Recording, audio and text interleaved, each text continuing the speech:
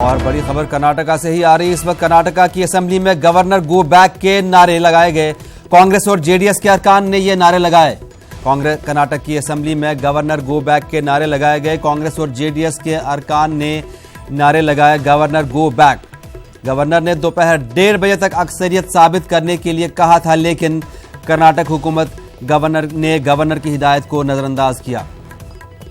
Governor पर BJP के agent के तौर पर काम करने का इल्जाम भी लगाया गया है। कांग्रेस और जेडीएस के अरकान ने गवर्नर पर यह इल्जाम लगाया है कि गवर्नर बीजेपी के एजेंट के तौर पर काम करते हैं।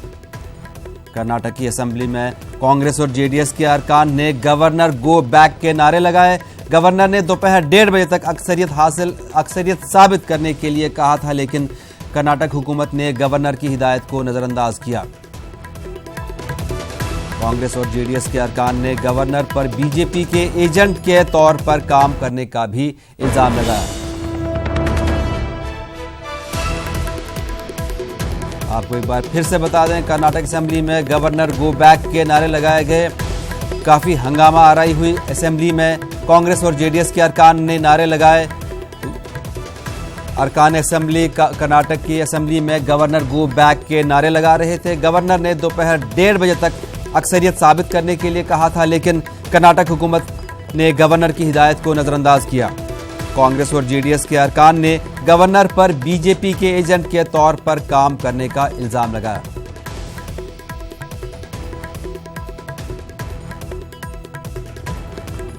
तो इस वक्त काफी हंगामा रहा कर्नाटक की असेंबली में। इसी पर बात करने के लिए हमारे साथ मौजूद है हमारे साथी रऊफ। हेलो रऊफ, कितना हंगामा रहा असेंबली में? काफी नारे लगाए गए, गवर्नर गो बैक के नारे भी लगाए गए हैं और फ्लोर टेस्ट भी नहीं हो पाया। रऊफ जी बिल्कुल, इस वक्त जो है जबरदस्त हंगामा रियासत की असेंबली में हो रहा है।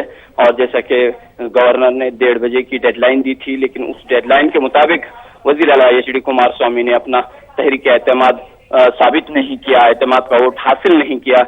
और इसके बाद जो है ये साबित हो गया कि गवर्नर की हिदायत अंदाज किया गया और इस तरह से कार्रवाई जारी है।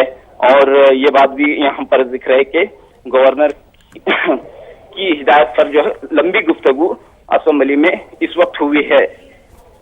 रऊफ, किस बुनियाद पर कांग्रेस और जेडीएस के अरकान ने गवर्नर पर इल्जाम लगाया कि वो बीजेपी के एजेंट के तौर पर काम कर रहे हैं? बुनियाद यही है कि कांग्रेस और जेडीएस का कहना है कि गवर्नर इस तरह की हिदायत नहीं दे सकते। तो इस सिलसिले में कानूनी जवाब पेश करते हुए काफी बहस भी हुई है। और अब जो है गवर्नर पर कांग्रेस और जेडीएस के अरकान इल्जाम लगा रहे हैं कि गवर्नर बीजेपी के एजेंट के तौर पर काम कर रहे हैं। गवर्नर जो है बीजेपी के दबाव में आकर काम कर रहे हैं। इस तरह के इल्जामात कांग्रेस और जेडीएस अरकान की जानिब से दिए जा रहे हैं।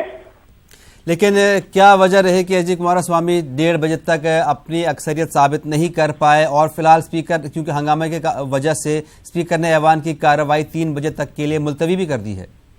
जी बिल्कुल, ऐवान की कार्रवाई अब जो 3 बजे के बाद दोबारा जो इजलास शुरू होगा, अब कहा जा रहा है कि यहाँ पर भी जो है बहस को ही जारी रखा जाएगा।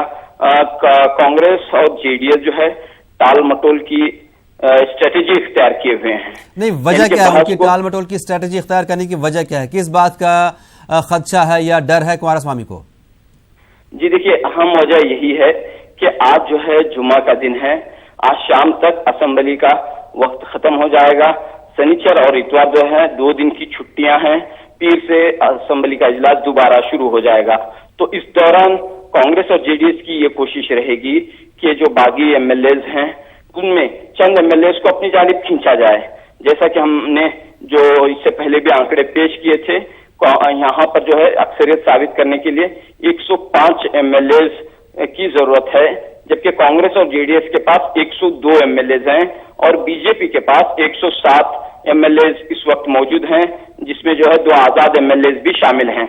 तो कुल मिलाकर कांग्रेस और जेडीएस की कोशिश है कि जो 15 एमएलएज उनके जो इस्तीफा दिए हैं उन्हें जो है वापस अपने खीमे में जमाया जाए। और कम से कम 5 या 6 एमएलएज भी अगर आ जाते हैं तो कांग्रेस की ताकत और बढ़ सकती है, मखलूत हुकूमत की ताकत और बढ़ सकती है।